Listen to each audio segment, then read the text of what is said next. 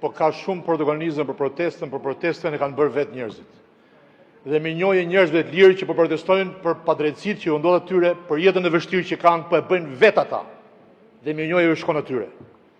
Sot, si dëgjova, sepse në kohë krizash përpiqen gjithë të marrin protagonizëm.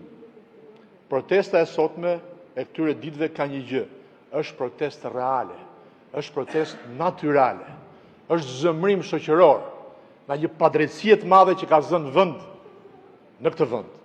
Është protesta e trive që nuk kanë shans, nuk gjejnë dot një punë pa njohur dikë, pa qenë pjesë në politikë.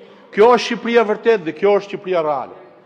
Por arroganca është pika ku çon çdo forcë politike, çdo pushtet, çdo perandori drejt shkatrimit. Rujuni dhe keni kujdes nga arroganca, sepse arroganca ndodh kur ata autokratët, oligarkët, pushteti, dhe mos e thoni këtë më ne fitojmë shumë. Nuk fiton asnjë. Ajo protest mund ta çojë gjithë Shqipërinë në destabilizim.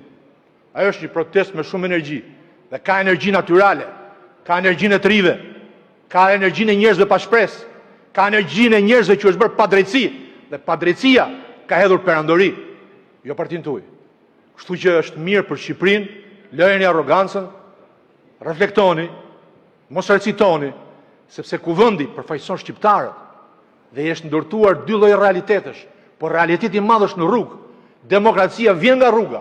Partia nënë juaj e hoqi rruga, e hoqi njerëzit, se nesër mund të mbyllen qepenat, nesër mund dalin punëtorët dhe mund dalin gjithë shqiptarët. Ku do shkoni ju, si do e drejtoni ju Shqipërinë? Me bandën e Durrësit apo të Elbasanit? Prandaj reflektoni, sepse është sinjal i keq për Shqipërinë. Është gjë e keqe për Shqipërinë. Dhe merrni ato të marrin lidheni se i kanë nxjerrë ca parrulla, se është çmendur atje. Është bërë si klaun. Merrni lidheni sinqerisht. Nuk ka kryeministër në botë që sillet ashtu. As në asnjë lloj diktature, të asnjë lloj formati.